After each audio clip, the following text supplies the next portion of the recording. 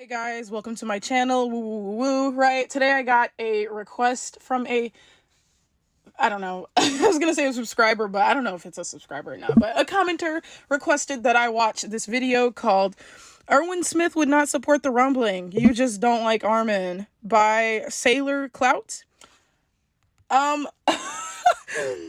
I watched about 5 minutes of it and I already have like a lot of thoughts, so I'm just gonna be doing this like fucking weird reaction style. This might be shitty as fuck, but like we're gonna bear with me. I don't fucking know how this is gonna go. So let's play this video. Let's get started. Before we get to why Erwin wouldn't side with Eren, why do people think he would in the first place? I've seen... Okay, so this is a good thing. I like how he addresses the like obvious points in the story where it would like, more or less kind of proves that he actually would. So I like that he tries to negate this first before, I like how he presents the counters before going in with his argument. It's for that reason, it makes his argument seem a bit stronger. Plenty of people use the idea that he was a selfish man who put his dream above what's best for humanity, and we'll touch on that later too. But as for a specific moment that people point to as proof, it's this scene between Erwin and Levi at the end of Season 3, Part 1, where Levi asks Erwin what he plans to do after they retake Wall Maria, and Erwin responds with eliminating threats. Because Erwin said he wants to get rid of the people who want to see them eaten by Titans, people view this as a no-brainer as to who he would side with. And now I want to bring up something that everyone knows, but may not really think about how big of a deal it actually is. Erwin did not know about the outside world. Again, obvious, right? But it's important to mention here because in this moment, Erwin thought it was just one group trying to destroy. What makes you so certain? Where in the story does it say that Erwin thinks there's only one group trying to kill him? So if it was just this one group, then he would be fine with killing this one group. But since it is not this one group, it is in fact the whole world, then he would not be down with it. But to me, it's like the whole world is one fucking group if they're all like-minded and they're all banding together to wipe out Paradis. So I don't see how this isn't just one group. Oh, sure, there's multiple countries, multiple ethnicities. We have a lot of different things going on there. But the fact of the matter is the entire world is in agreements, whatever the fucking word is. The entire world has agreed to kill Paradis. And this guy wants me to think that because Erwin did not know the sheer amount of people that wanted his people genocided, that Erwin would have sat down and been okay with that? I call BS. Them. If he had known the entire world was coming together to see them dead, he would not want to kill all of them. Why not? Why not? Erwin wants to live as much as the next guy. Why wouldn't he? This series is written as an us or them situation. And when it comes to us and them, we see in the fucking story that Erwin is ruthless, willing to do whatever, willing to send his fellow comrades, some new scouts, on a suicide mission to keep Paradis alive. Why do you think he sent Marlowe, sent Flock, sent, everyone else, led the charge himself? Why do you think he sacrificed his heart or offered up his heart, whatever the fucking word is, right? Why do you think he did that? Was that to benefit Paradis for a few months and then allow them to be genocided? So was that for Erwin to disperse like in 139, right? Assuming that shit is canon, right? Do you honestly think Erwin would disperse amongst the rest of the world, like the rest of the Servant Corps? Levi, Gabby, and Falco in Paris or something, right? Mikasa stayed on Paradis. That's cool. Armin, John, and Connie surveying the world or whatever the fuck, going on boats. Do you think that Erwin would have abandoned Paradis like that while Paradis got bombed? Okay, it took the world 50 plus years to catch up and, to repopulate, I guess, and then bomb Paradis off the face of the map. So Erwin would have been in the grave before then, right? But do we honestly fucking think that Erwin would have put Paradis in a position to be wiped out? I call BS. My first piece of evidence supporting this would be, well, the story itself. I know some of you just groaned right now, but stick with me. I got more reasons than just this. But for this case, I can't just ignore the story blatantly telling us that Erwin would not join the Jaegerist side had he still been alive. During the battle at Shiganshina, Erwin thought about the fallen scouts and the hearts they've all dedicated for humanity's freedom. Right. That scene is directly paralleled with the scene we get during the rumbling with Hanji. In both instances, Erwin and Hanji recognized that it would be easy for them to just close their ears and run away from their responsibilities, especially since the both of them are so close to getting what they want. If Hanji just sits back, the people of Paradis are guaranteed to survive, and the basement Erwin wanted to see so badly is just on the other side of that wall. But they both know that the people who have died up until now are watching them, and they did not give their lives for something so selfish. Hold. There is a very stark difference between, hey, this is fucked up, I just really want to fucking have my dad, what my dad said and got killed for, I want to be there to prove that this shit is true, that my dad died for a reason. My dad was spitting facts, and that's why he died. That is a selfish goal, right? I just want to see that. I want to know that my father was right. That is selfish. When, I don't know, I guess some greater instance was at play here. Oh, do this or fulfill my selfish goal, right? I don't think you can directly parallel that to this, where it's, do we get genocided? Selfishly, no, I don't want to be genocided. I'm selfish. I would rather not be genocided. Is that selfish? What? No, we're talking about Erwin's desire to see the basement, to prove his father right in his own mind. That's Erwin's situation. Hanji's situation is, are we going to sit here and allow a genocide to be done on our behalf? Or are we going to wait to be genocided ourselves? It's completely different. It is not the same. And now, yeah, the visual parallel of that was beautiful, right? But it's not the fucking same. And we have to figure out here if, this comparison is bootleg, or if the story itself, if that's the parallel it was trying to draw there, is bootleg in itself. And I don't know how to answer that. So I don't know if I said that the way I wanted to say it, right? Erwin's desire to prove his father right to himself is selfish, right? When Levi could prove his father right? When Aaron could prove his father right. No, Erwin himself did not have to be there to see it. And that's what made that situation selfish. The situation with Hanji, protecting Paradis, and yourself, or protecting the rest of the world, I can't say that this is a selfish decision. Protecting your life is not selfish. It's like human instinct. It's not comparable. Hold on. Pause for a minute.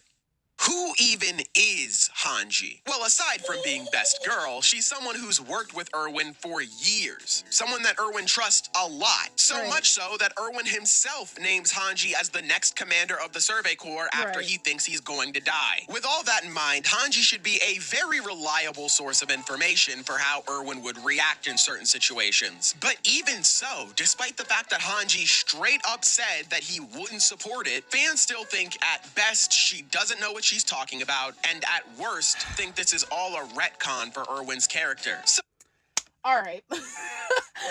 Fucking okay. Ooh.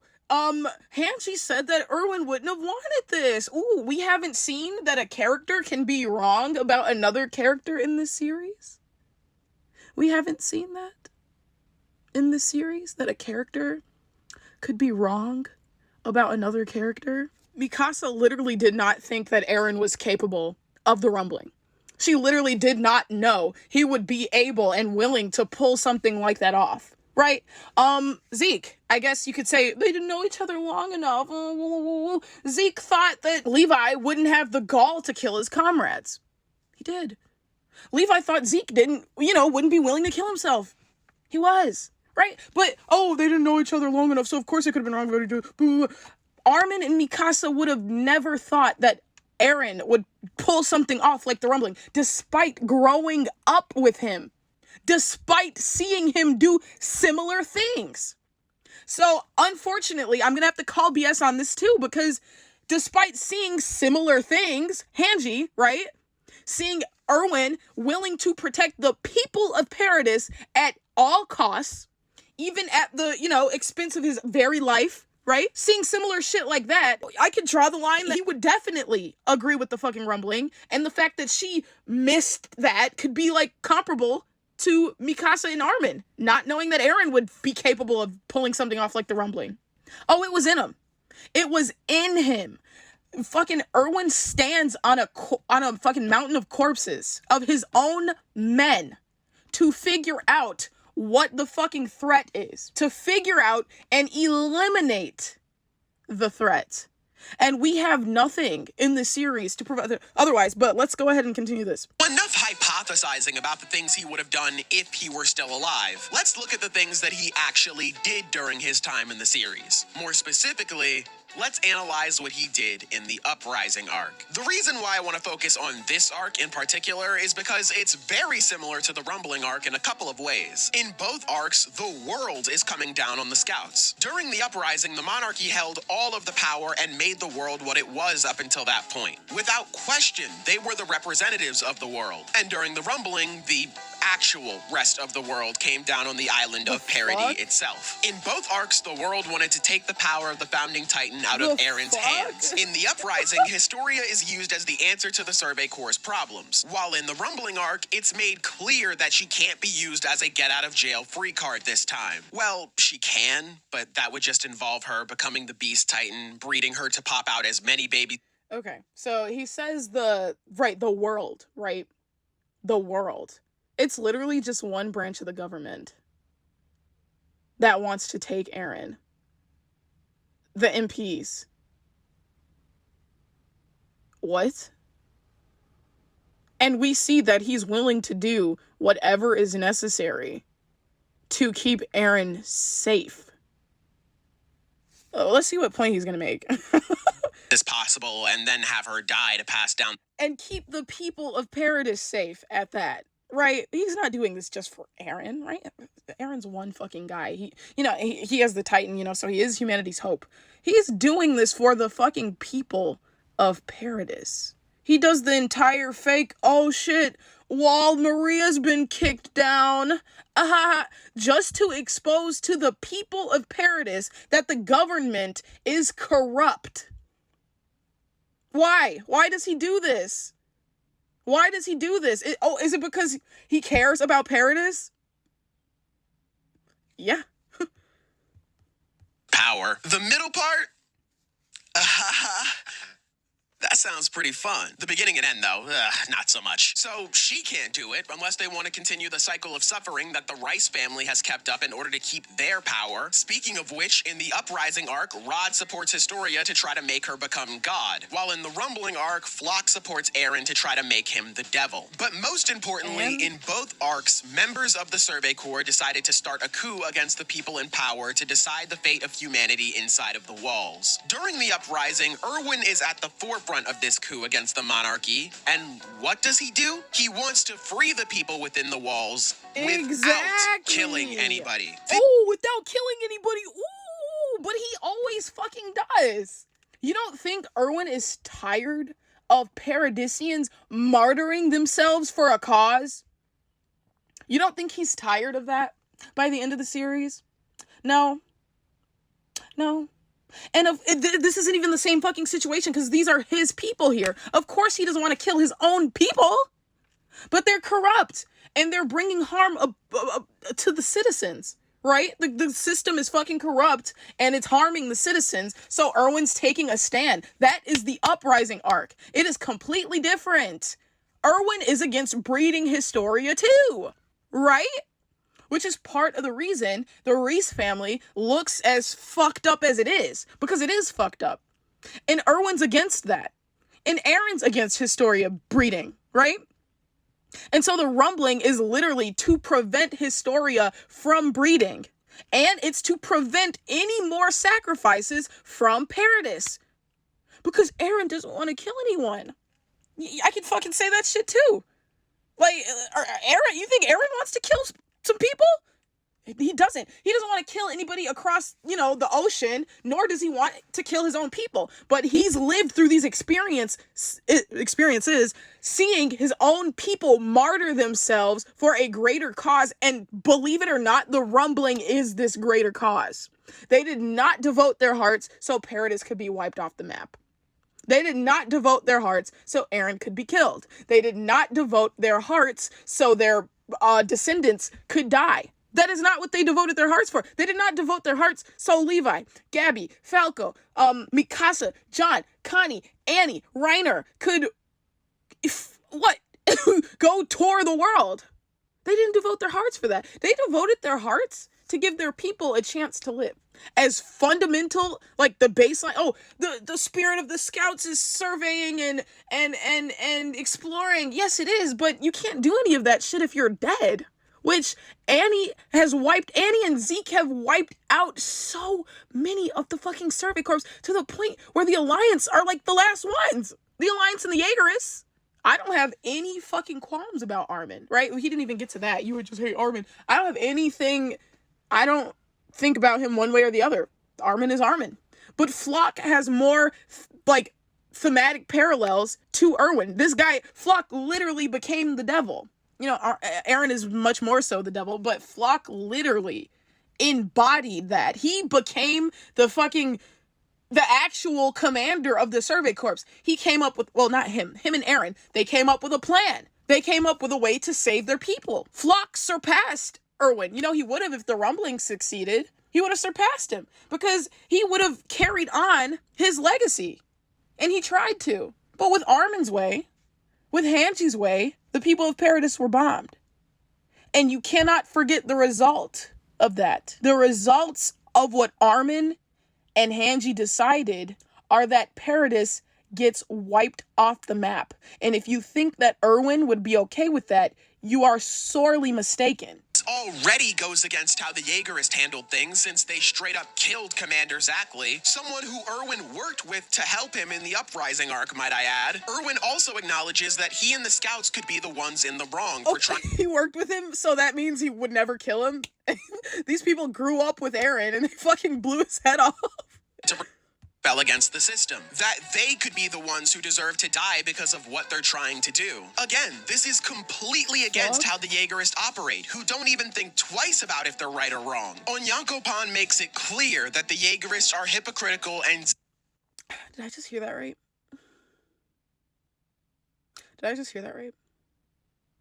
You think Erwin thinks, as a people, the Paradisians deserve to die? That's a bold ass fucking statement. So then what? Okay, what, was Erwin right about that? Paradisians deserve to die? So in the series, the subjects of racism and oppression deserve to die. Paradisians are the devils this whole series. Paradisians are trash, they're garbage, and they deserve to die.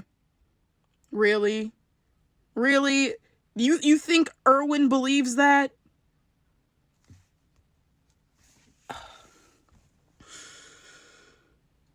Let's rewind that. I want to hear that again. Could be the ones in the wrong for Jaegerist handled things since they straight up killed Commander Zackley, someone who Erwin worked with to help him in the Uprising Arc, might I add. Erwin also acknowledges that he and the scouts could be the ones in the wrong for trying to rebel against the system. That they... So it's... They're in the... Okay, so rebelling against the system that it is pretty much lying down, accepting defeat, and accepting the eventual certain genocide of their people. He's in the wrong for trying to rebel against that. That's literally like, if anything, that's like a fucking moment of self-doubt. Unless you're telling me that this series, Paradisians are the fucking devils, they are bad guys, Carla deserved to die, people on Paradis all deserve to perish, right? Unless that's what the series has been, then, oh my god, be the ones who deserve to die because of what they're trying to do. Again, this is completely against how the Jaegerists operate, who don't even think twice about if they're right or wrong. Onyankopan makes it... Is it? No, Flock, whatever the fuck, is an asshole. Undebatable, undeniable. He's an asswipe. That's him. That's literally just him. He's an asshole. He's carrying out Erwin's legacy, but he doesn't have the same charm and charisma as Erwin. But he's carrying out Erwin's legacy, but he's not half as likable.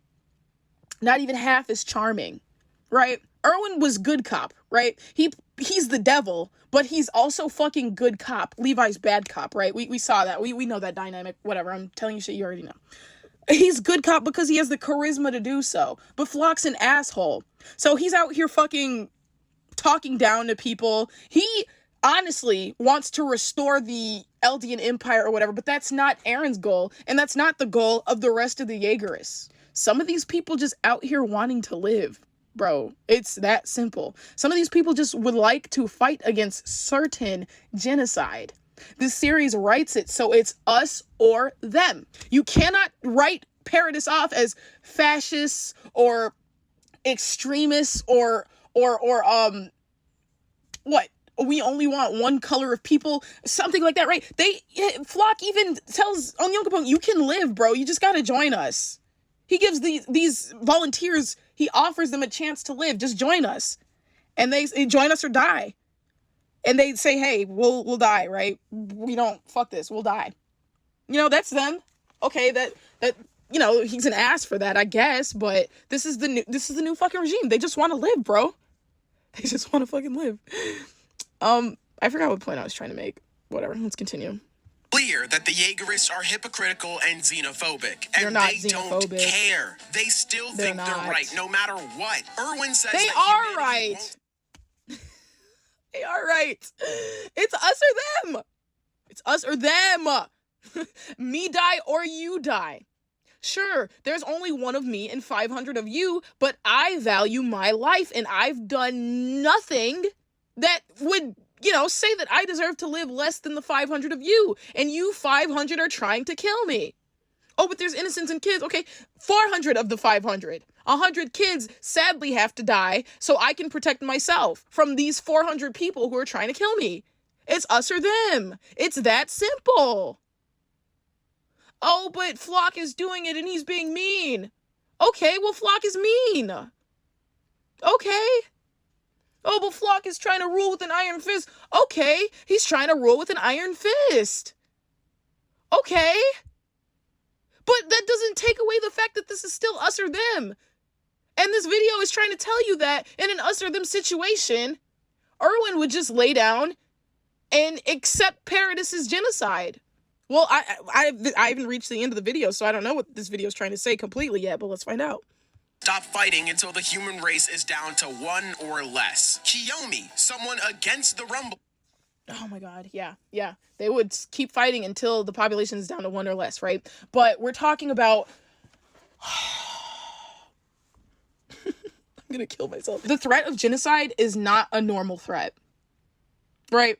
It's not a normal threat, and it's not a normal war. Being told, we are gonna kill you, no conditions, you guys are going to die. This is a war, right? This is war. We're going to war with Paradis. The entire world is going to war with Paradis.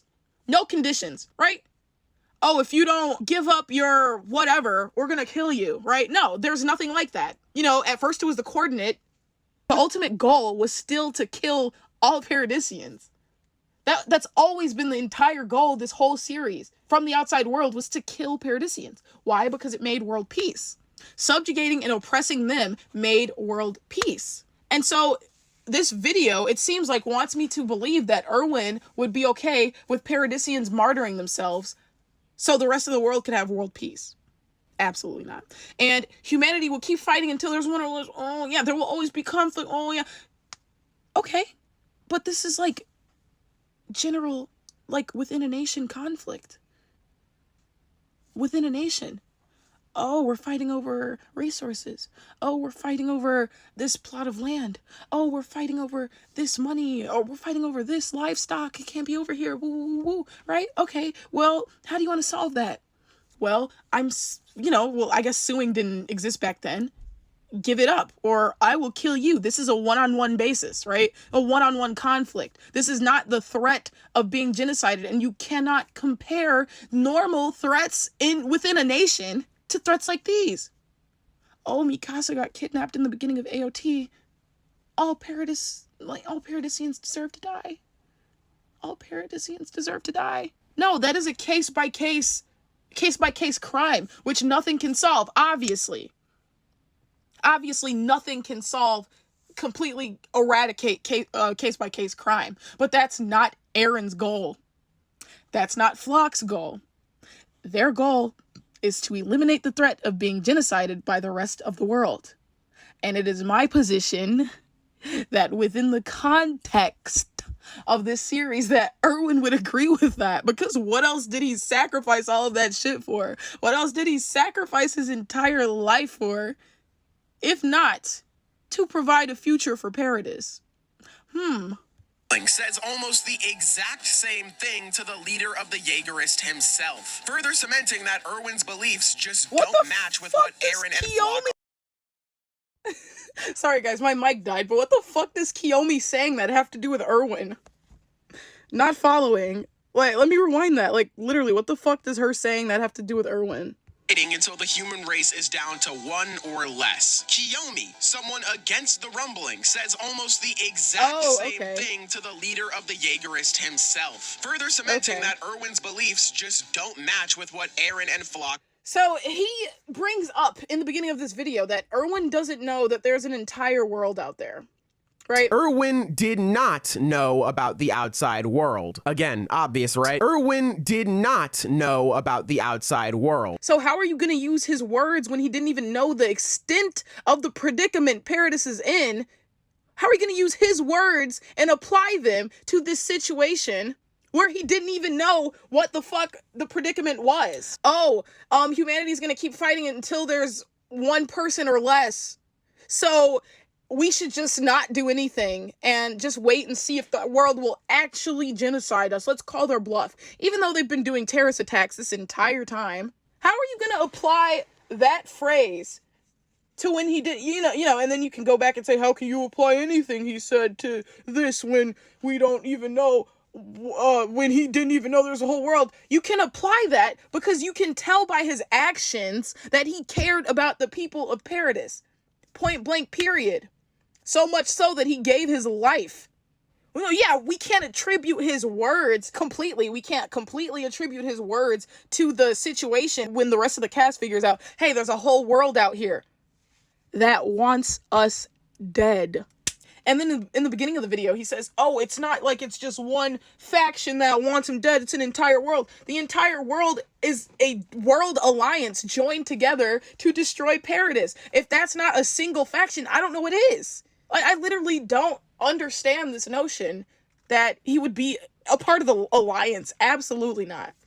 If he was, he'd be trying to talk to Eren, or he'd have his own plan with that, right? He'd have his own fucking plan with joining the alliance. He wouldn't be on that save the world bullshit. Not when it meant his people's certain demise. Absolutely not. He's not standing on that mountain of corpses, looking down and deciding to add more to it. So he's going to be on a literal freaking Mount Everest of corpses of people who martyred themselves for the rest of the world. If he stops Eren, that would be his mountain of corpses.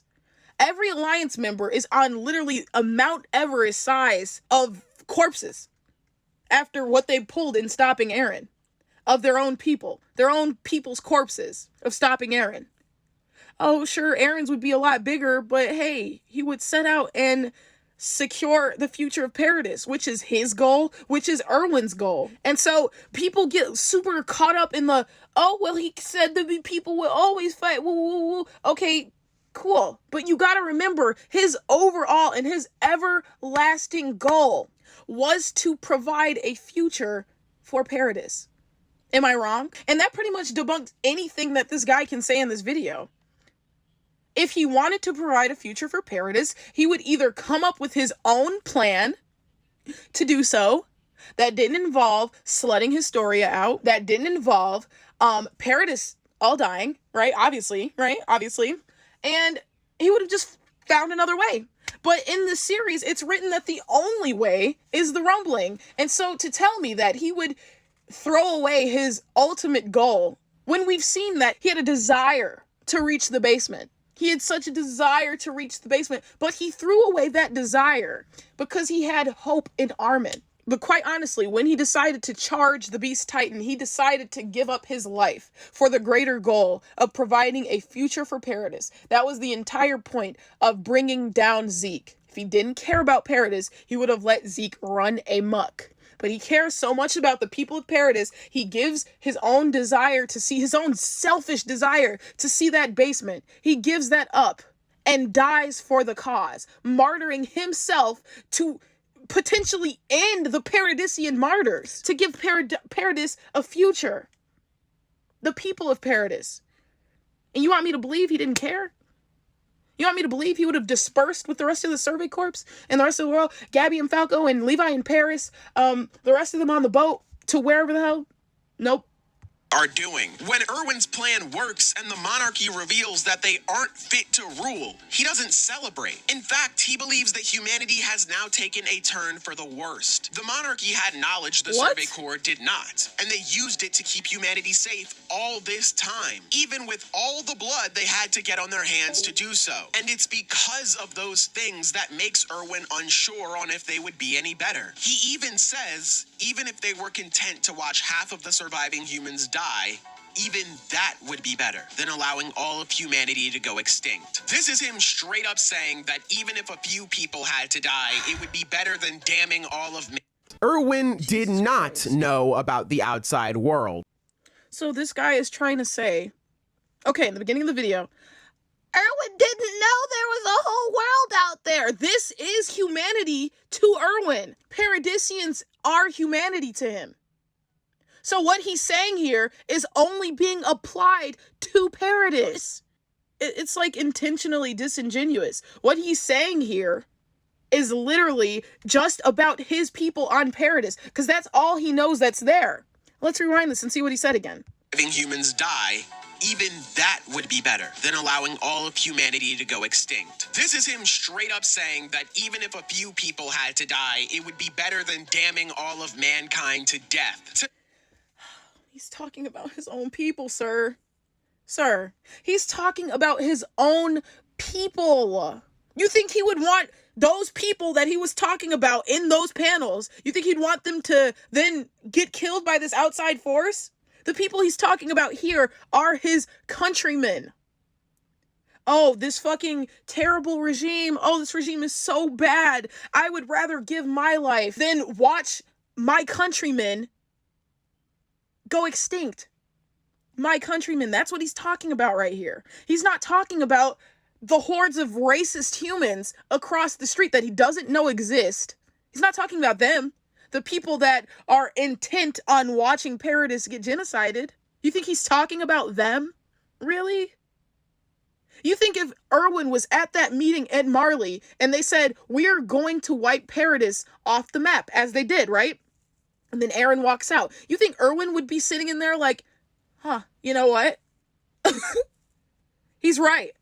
Let's wipe out Paradis that all of my soldiers have devoted their hearts to protect. Let's wipe ourselves out. Let's wipe out my aunt, my blood relatives. Wipe out everyone I've ever known because we're the few to save the majority. So, like, you can't really look at his quotes, right, without taking into consideration the fact that he doesn't know that there's humans, racist humans, who want Paradis to die.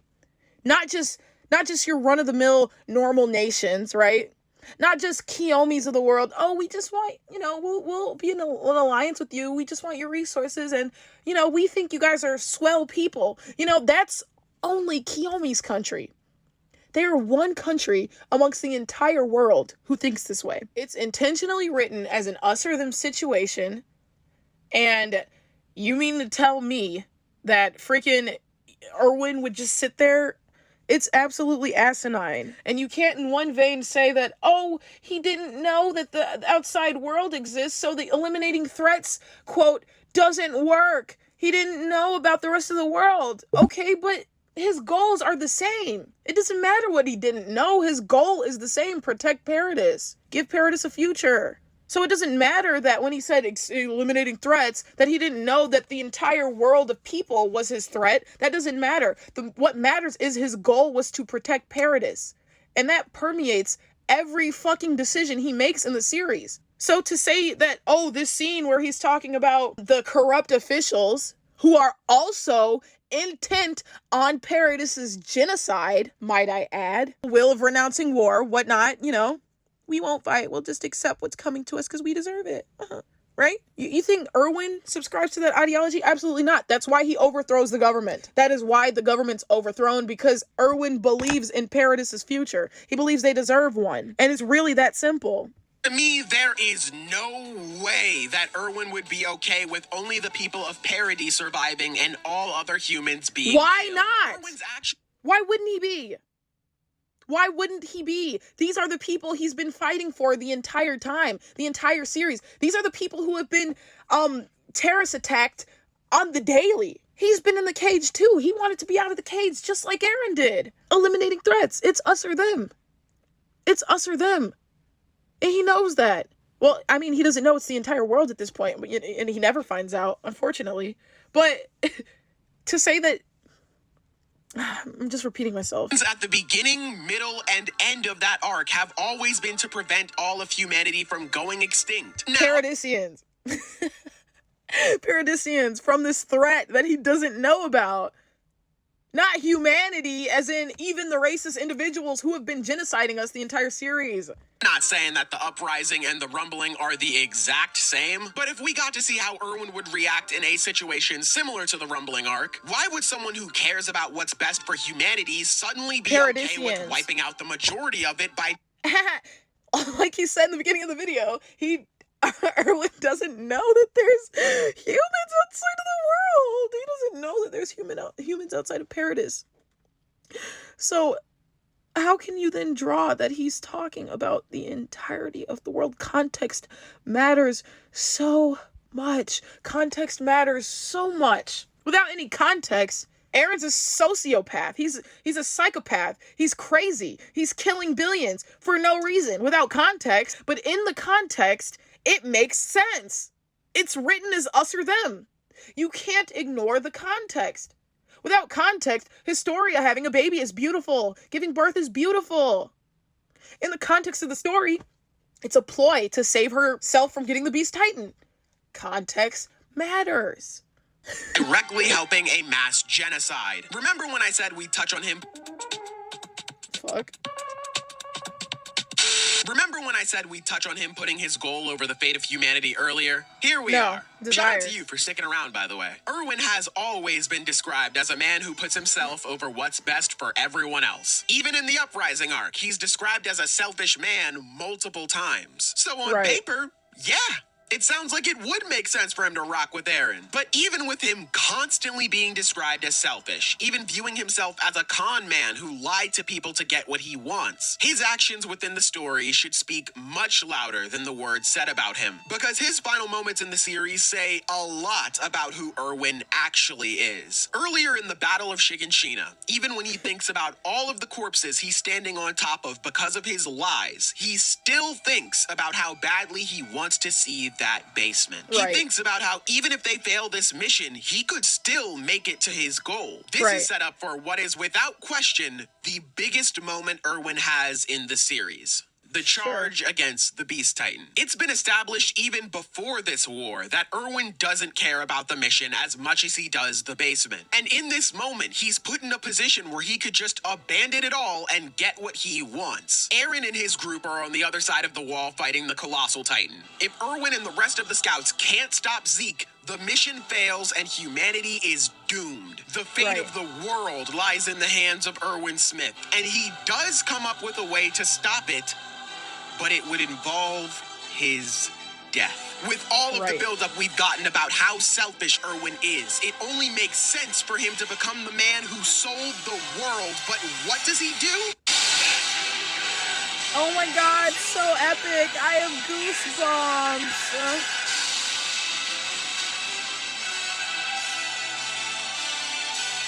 he becomes the man who saves it. Because just like he proved in the Uprising Arc, despite how much he values his own life, he's still willing to die for the betterment of mankind. Whoa, whoa, whoa. That's him, though. That's him. Dying for Paradisians. That's Erwin choosing to die for the people he's been fighting for his whole career. That is a soldier of Paradis choosing to die for Paradis, of which he's been fighting for his entire career. Yeah, context. In the grand scheme, oh, Erwin's dying for humanity. Yes, he is. Yes, he is. Oh, Erwin gives up his selfish desire to see the basement in favor of his ultimate goal, providing a future for Paradis. You see how this cannot be extended to the rest of the world because they are racist and they are actively going against his goal of providing a future for Paradis. So if we were really trying to make that comparison, what's happening is Erwin is, in the same situation with the rest of the world. The rest of the world would be Zeke in this situation. Erwin would be charging, honestly, I want to say front and center of the rumbling to destroy the rest of the world, which is Zeke in this comparison. He's been fighting for Paradis the entire series. He's been fighting for his innocent people, innocent just townsfolk. He's been fighting for them this whole series. And the rest of the world, Zeke is a microcosm for that. Think about it. Zeke and the rest of the world are for the eventual genocide of Paradis. Zeke with his euthanasia plan, and the rest of the world with their bombing or war tactics or whatever. In the scene the video maker is talking about, Zeke would represent the rest of the world, and Erwin would charge forward and give his life to protect Paradis, as Eren is doing. Anyways, let's see what this guy has to say. Before we continue, he's trying to make it seem like Erwin dying for Paradisians in this moment is a microcosm of what he would choose to then do for the rest of the world. But the situations are so fucking different.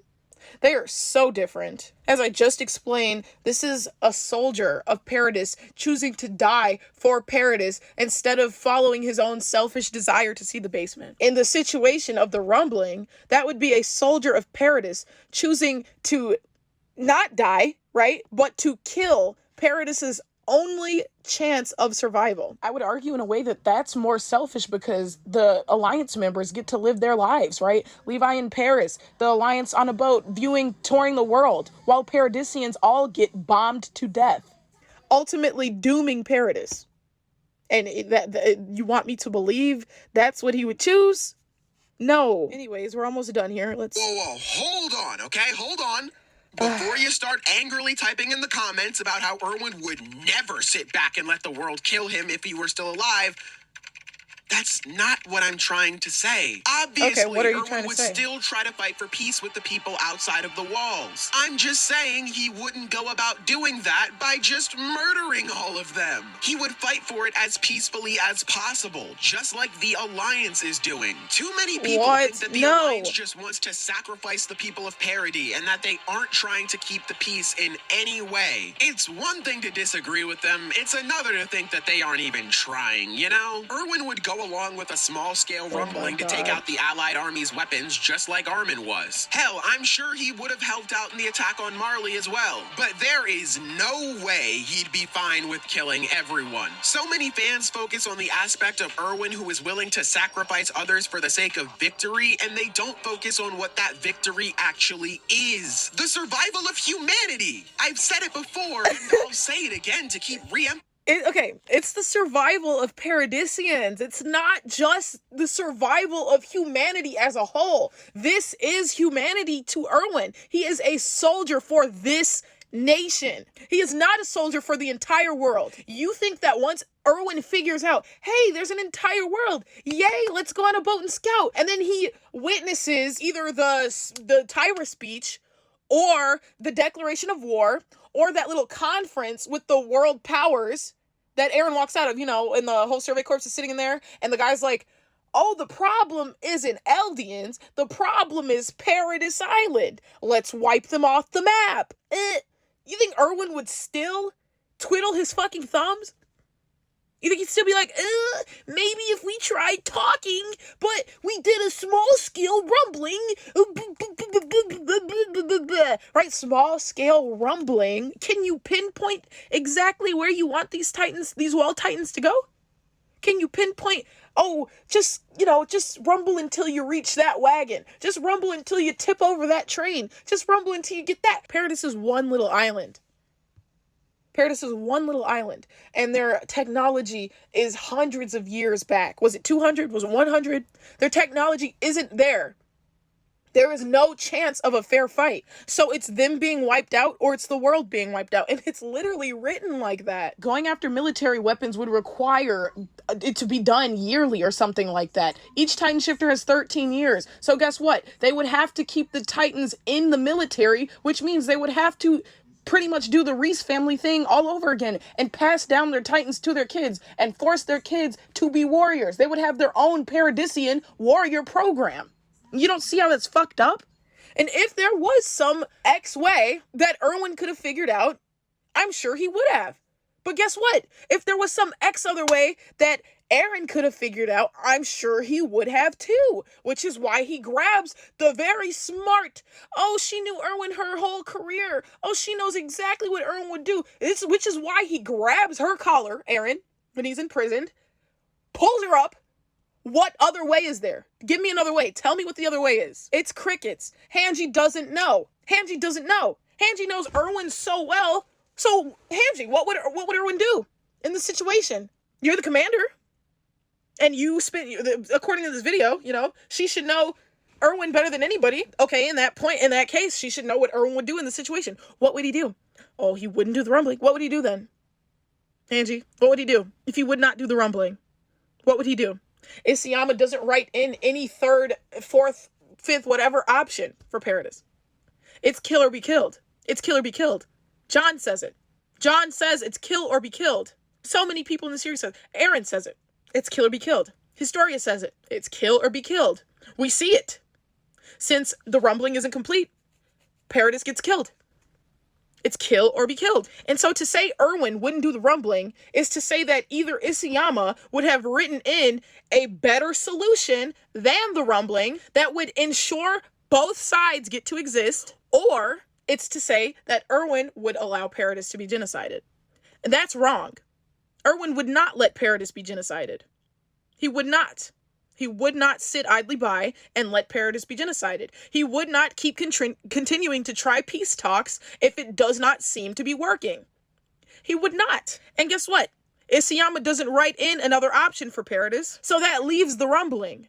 That literally leaves the rumbling. And that's why people say he would choose the rumbling. It's not about, he has a mountain of corpses. I don't even fucking know what this is arguing, but it's not about that. It's about the fact that he has been fighting his entire career for Paradis to have a future. And a part of that was his own selfish desire to prove his dad right. Just like a part of Eren doing the rumbling was because he wanted to, I guess. Eren, I am a war machine.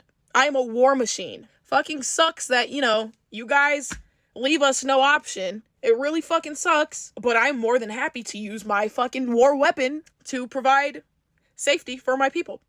More than happy. I will do it. It's not like, yay, I want to do it because it seems so fun. No, I want to do it to bury the hatred, right? I want to do it to provide a future for Paradis, which Erwin wants to do. That's his goal. Humanity, humanity, humanity. Humanity means something else once Eren gets to the fucking ocean. And if that's not as clear as day, then I don't even know what to say. Humanity becomes something else. Humanity was Paradis, and now it's this big complex thing that all has a gun pointed at Paradis Island, the nation that Erwin's been fighting for his entire life. Wondering why his dad was killed, wondering why Titans were outside killing his men, wondering all of these things. Never getting to know. Because of the outside world. Because of the outside world. He loses his very life. Because of their ignorance. Because of their unwillingness to accept Paradisians as people. Because of their unwillingness to forgive 2,000 years ago of whatever the fuck happened. Erwin loses his life. Petra loses her life. And they're working with the person who took Petra's life. The Alliance. Erwin would not be in the Alliance. He would go with the Alliance, with the Survey Corps, right? When they visit Marley. And after hearing that convention that Aaron walks out of, because he's like, fuck this, no other option. Rumbling, guess I gotta do it. After hearing that, he'd have been like, well, fuck. Guess it's us or them. And it ain't gonna be me. And it ain't gonna be the people I've been fighting for my entire career. Nope. Anyways, let's finish this up. Emphasizing my point, if Erwin, despite how selfish he is, never gave in to those desires and fought for the survival of humanity, why would he want to destroy it? And that brings me to the final point that I want to counter for this video. Aaron himself. Because let's not forget, Aaron was someone who also wanted to protect humanity at first. Then he realized what the world actually was. Right! That proves my point. And then he realized what the world actually was. Aaron was... Wait, that literally he just walked into that. He just walked into that. Aaron and Erwin both were like, gung-ho, let's fucking save Paradis. Let's save humanity. Yes, the future of Paradis is of the utmost importance. I don't care if I give my life for it. Both of them, same shit. I'll give my life for this shit. For Paradis to move forward, to have a future, abso-fucking-lutely. They're both on the same fucking page. We get to that ocean. We find out who's been doing this. The script is flipped. The script is flipped on its head. Aaron's like, fuck humanity. He's like, nope. I thought it was freedom at this ocean. Nope. Fuck it. And you mean to tell me that Erwin wouldn't have a similar reaction? Erwin would be like, wow, I can't wait to meet all of the pretty faces, all of the welcoming arms. I can't wait to go over there and see what they're like.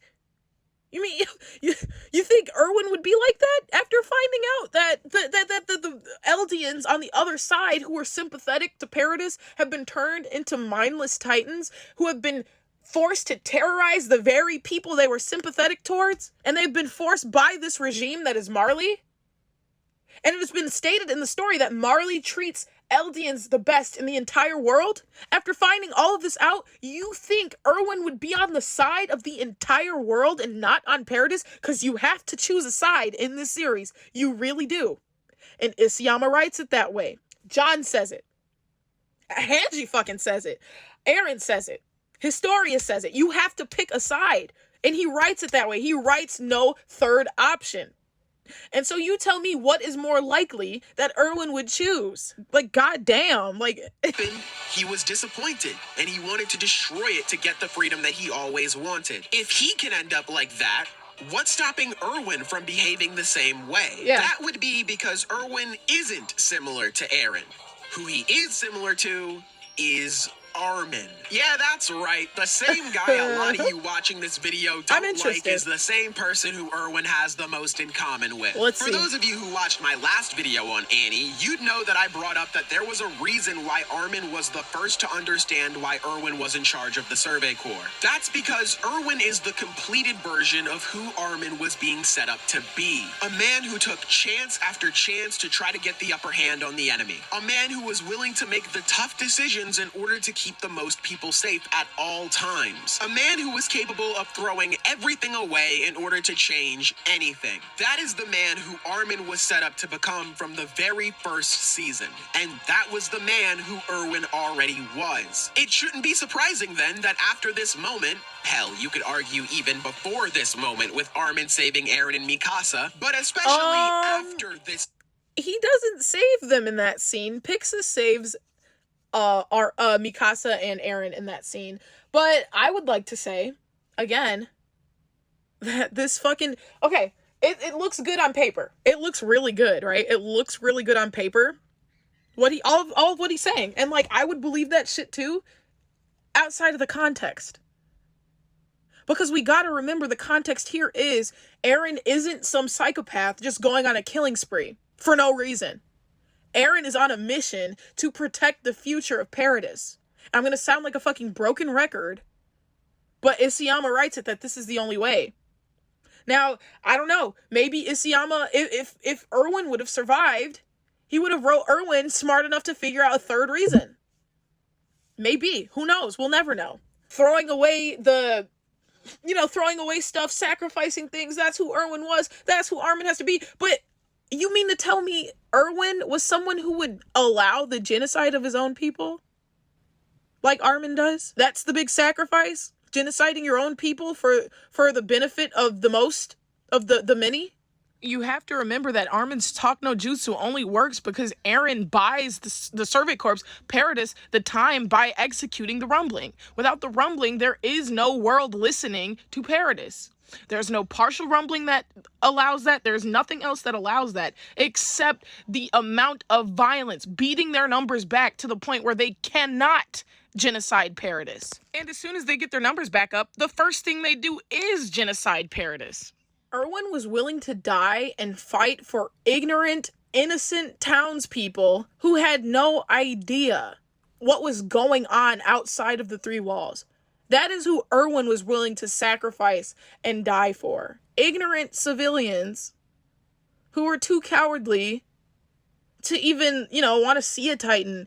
Innocent civilians, mothers, daughters, whatever, who were all being subject to terrorist attacks, not even knowing where they're coming from, not even knowing why. That is who Erwin was willing to sacrifice his life for. That is who Erwin put his desires to see the basement on the sidelines and died for. The context is everything. The context is everything. He would not die for a racist group of people who had the intentions of genociding his people. Moment with Armin thinking about who Erwin is, the similarities between the two start to become more apparent. Armin also starts taking risk after risk to help out because he and Erwin follow the same mindset. That being, if they allow themselves to be restrained by common sense, they'll never get the upper hand on their enemies. And because they're able to think outside of the box, their gambles end up paying off. No. Armin then starts to dirty his hands and No. Eren throws the entire fight. If Eren was fighting for real, if he was actually fighting the Alliance, they would all be dead. All of them. Eren turns into God at the end. There is no Armin outsmarted Eren and he won just like Erwin when he outsmarted Zeke and then he ended up winning. And No. Eren gave the Alliance that win. There is nothing cognitive. There is nothing smart or cognitively advanced or anything like that, or any 3D chess play, nothing like that. No tactics, nothing that Armin does that gets him the victory at the end. Not even his talk no jutsu. That sucked, right? Even the one in season 1 that didn't even work was better than the one in 139. He's like, Eren has been fighting for us. Eren has killed Titans. Eren is not a monster. I grew up with him. He's great. He's awesome. He's amazing. Right? He pours his heart out and he gives an honest account of who Eren is. And it's a damn good scene. And it's damn good. It's a damn good speech. And it doesn't work. The Muller, whatever the fuck his name is, he's like, fuck that. I don't know this guy. And then at the end of the series, if we could turn into Titans still, we would have done that and killed you already, so don't kill us. That's smart? I mean, it works because ass pull, because it works because Isayama wanted it to work, but is that smart? Is that a genius play? Like we've seen Erwin do in the series? What? No. And so if the intentions were to make the parallels there, which I can kind of see that they sort of were, by the fact that Hanji makes him the commander, it automatically makes, pits him against Erwin. But he doesn't measure up. The entire alliance plays right into Eren's hand. So how is this him overcoming a monster and becoming a monster himself and throwing things away and sacrificing and woo? He doesn't even kill Eren. It's Mikasa. And how is this him understanding the enemy, which is something Erwin strived to do, the Servant Corps strived to do, right? He doesn't do that. He doesn't get it. He doesn't do anything that Erwin does. Leave behind his morals, just like Erwin. Both Armin and Erwin both share a similar dream of curiosity about the outside world. During Shiganshina, both Armin and Erwin could give up and escape with their lives, but they decide to sacrifice themselves for the sake of everyone else. Every character, even on a basic Every character has had a moment like that. Ymir, freckled Ymir, lesbian Ymir did that too. Is she Erwin's successor? Oh my god. Surface level, the two are the same. Let's just say when No. the final season returns, Hanji ends up getting injured or you know what? I'm not even going to speak that into existence. Anyway, let's just say something happens to Hanji and Armin has to take over as the new leader. That would And he make solves Armin nothing. and Erwin two blondes who lead the Survey Corps that Oh. have Ackermans as their right hands in command. The entire point behind having to choose between Erwin and Armin is how difficult a decision that is because of how similar they are. I know. No! Don't like Armin after the post-time skip, and they say that all he does is try to talk things out with people. And I get it. It doesn't help that he almost gave one of the Alliance's most valuable assets to a civilian either. Seriously, looking back on it, that Connie and Falco subplot was pretty dumb. But ultimately, I think Armin always wanting to talk things out is good. The Survey Corps has always been about searching for a broader understanding of the world. I agree. That's been a thing even back during Keith. I agree with all of that. I agree that surface level, they are the same, right? Like the blonde hair, the commander, whatever. That's, not interesting. I agree with that. That's true. I agree that talking it out is the preferred method. And I thought this series was going to end in world peace. I thought what, if you watch my video, the ways Attack on Titan could end, right? There was this alliance wins theory, some shit like that, whatever, where the Alliance wins, they kill Eren, and in doing so, it leads to world peace by some means. I don't know. But that's not what happens, is it? No, Isayama writes it so that only one side can survive. Like, set in stone. Only one side can survive. And he reiterates this so many times in the final arc. And so, in saying that, he's saying talking does nothing. And where I thought the series was going was that Armin was going to be this diplomat and he was going to somehow solve all the problems by some 4D chess move. And then I would have been like, okay, I'm seeing the Erwin. But in Armin's uselessness in the entire final arc, I'm not seeing the Erwin. I don't see it. And Isayama wrote this, so it's intentional. He failed as Erwin. He failed as Erwin. Had Eren not given the Alliance the win, they all would have died. Armin didn't outmaneuver Eren at all. He didn't outsmart Eren at all. He didn't have a plan at all. It was just to engage. And so I failed to see the Erwin. Where is Erwin? Where's the Erwin? Where is it?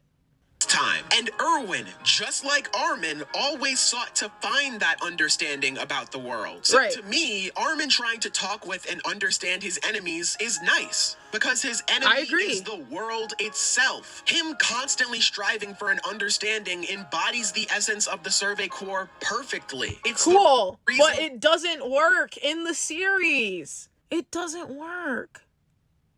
It's written so that it doesn't work. It's written so that talking doesn't work. I don't know why Isayama wrote it like that. It would have been a beautiful message, right? There is this part in the manga where they're pursuing Eren, and Armin says something, I'm paraphrasing here, along the lines of, if we had just talked, maybe it wouldn't have came to this. If we had just talked, maybe it wouldn't have came to this, right? And it was before 137, 138, 139, right? If we had just talked to Eren, maybe it wouldn't have came to this. And I was like, yeah, maybe. And I thought that's where the series was heading. Talking, understanding the enemy. Like, all of this shit is what solves these kind of problems. And so the fact that we get the 8 pages and it ends with Paradis being bombed leaves the worst taste in my mouth. And it's the reason why I can't get behind any of this shit. I don't have a love boner for Eren doing the rumbling. I don't have this rumbling love boner, right? I don't like the idea of a bunch of people having to lose their lives. I don't like the idea of a bunch of innocent people having to lose their lives either. But if you're going to show me a situation where people are being oppressed for centuries, they don't even know what the fuck is going on. They're being hit on the head and they don't even know where it's coming from, right?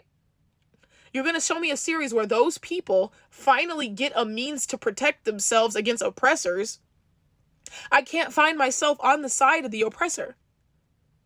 I can't find myself not on the side of the only option that will save the oppressed. And it's written that way.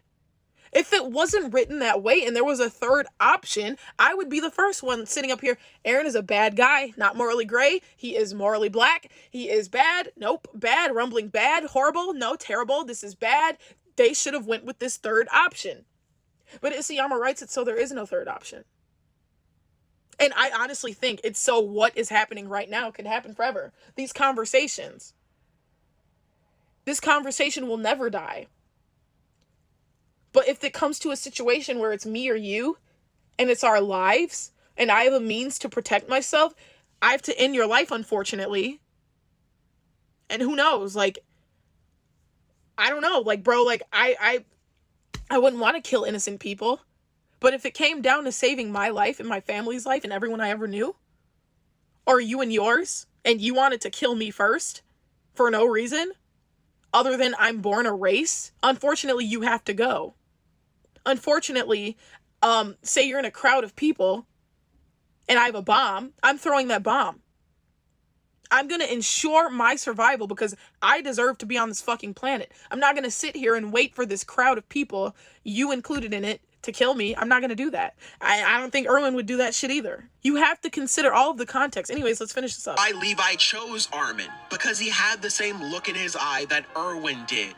That was why he bet on him. Erwin's main dilemma came from him not being able to be there when they were going to make that big jump in understanding. But his purpose always was to gain that understanding of the outside world. I leave you with this. Erwin, as we've gone over, was a man who constantly took risks. And the one thing he was absolutely sure on in the entire series, the one person who he had no problem betting on, was Armin. At the end of the day, you could argue that we still don't know what Erwin would do if he were still here. Sure, fine, fair enough. After all, he did say that he didn't know what he'd do if he reached his goal. But there is so much evidence supporting the idea that Erwin wouldn't support the rumbling, that the fact that it's all being overlooked because Erwin sacrificed people, therefore he sacrificed humanity, is nuts to me. Listen, man, I don't care if you like Armin or not. At the end of the day, that's your preference.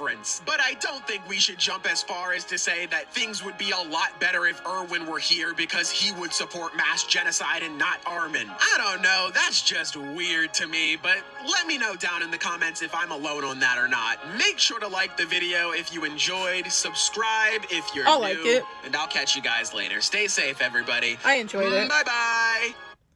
I enjoyed it. That was a good video. It was good. It gave me a run for my thoughts. I think about this series too much, but in final thoughts, I just want to say that I still 100% hold my belief that Erwin would support the rumbling, as it seemed to be this one or two. You know, you have two options, me or you.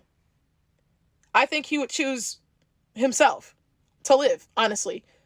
Him and the Paradisians or the rest of the world. I think it's an over-bastardization and oversimplification to take these scenes where he didn't even know what the threat was, right? And say that he would choose to die so the threat that put him through all of these situations could live. I don't think that's being honest intellectually. I don't think that's being intellectually honest at all. Humanity changed for everyone. Humanity changed for everyone when they reached the ocean. Everyone's thoughts on humanity changed except for Armin. And I think that's why Levi chose Armin. Because Armin represents this, like, honestly, if I'm going to be completely honest, and I don't feel any type of way for Armin at all, he represents humanity's hope. Because he has this, like, view of things that is just so, like, innocent, right? He has this, like, innocent view of everything. I wanted to see the water just to see the water, just because I've never seen it before, just because I heard how great it is, right? And Eren's like, I wanted to see the water because not seeing the water means that I'm not free, right? So his goal of wanting to see the water has these diluted layers to it, right? Whereas Armin just wants to see the water. And there's like this beautiful pureness of Armin's desires. And, you know, if I liked Armin, I don't have any opinion on him. If I liked him, I would say that's what makes him a great character. The fact that he enjoys things just to enjoy them. You know, running with Mikasa and Eren on the hill. Just, he felt like he was born to do that day. You know, that's just how much he enjoys living in the moment. He enjoys the simple things. And there is a beauty in that. But the fact still remains that he's a slave and he's not free. In that sense, Erwin and Armin are nothing alike. And I think Levi picked up on that, and that's why he picked Armin. Erwin was tainted with this strong desire to prove his father right. Erwin was tainted with, like, the ails of being a leader, just, like, beaten down by the world and the reality of their situation. And Armin was the silver lining of a character, almost to naivety.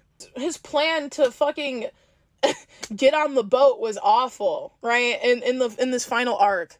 The plan, he could have been shot and killed at any point. How on earth would he have sneaked peek and whatever, all these terrorists on the boat? You know, like, there's just a lot of things he did that were just stupid and juvenile and naive. And I mean, it's dumb, but there's a beauty in that. He just assumed that people would trust him. And, you know, that's like, he's this soft thing. He hasn't been hardened by life, and that's like the difference here. I mean, he's not an effective leader, but he's someone I would want to be leading me, you know? I would like to be led by the person who has this just open view of everything, who just wants to experience the beauty in things. I would love to be led by a person like that. And honestly, the Erwin leadership is a bit intense for me. It's a bit intense for me, you know? And I would feel a lot safer betting on on Armin, right? Because he would try and talk things out. And in a normal situation, like in our real world today, right? I would like to be on Armin's side. I don't want to rush no suicide mission for, you know, I live in the US. I don't want to do that for the US. I'm not going to rush no suicide mission for this country. I wouldn't want to do that. But, I mean, that's why I'm not a soldier, right? I would love that there's a way we could just talk things out. But the way this series is written, things you got to remember. Humanity changed the moment they realized there were more people in the world and that those people have agreed to genocide Paradis. So anytime Erwin says humanity in the series, you have to look at it in a vacuum because he doesn't know, right? He doesn't know about the rest of the world. He doesn't know who the real enemy is, right? So you have to look at any time he says humanity in a vacuum, which proves my point, because humanity means Paradis. Humanity in this sense is not extended to the racist individuals who would rather see Paradis wiped off the map. And that's where you lose Erwin. That's where Erwin does not become a part of the alliance. Erwin would have walked out that same day when Eren walked out of the convention.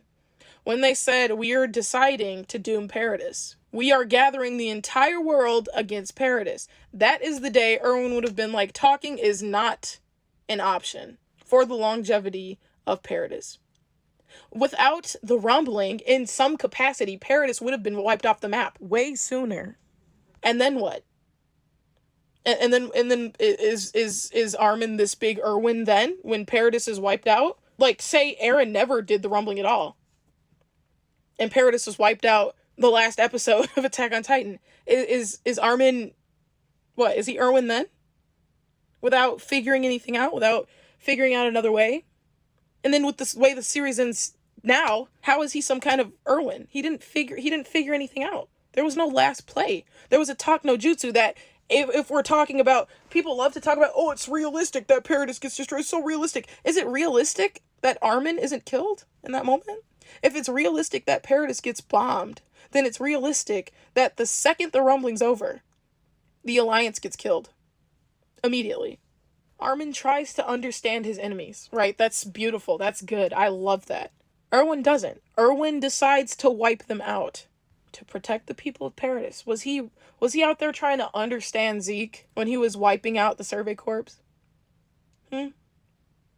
No. Paradis was in imminent danger, and he was like, we're all gonna fucking die if we don't take care of this Beast Titan right now. And so it's the same fucking shit. Paradise Island is in imminent danger, and they're all gonna fucking die if they don't do the rumbling. Anyways, much respect to the creator of this video. Very well made. I liked it. I laughed. I chuckled. I thought it was good. It was a good shot, but you did not convince me.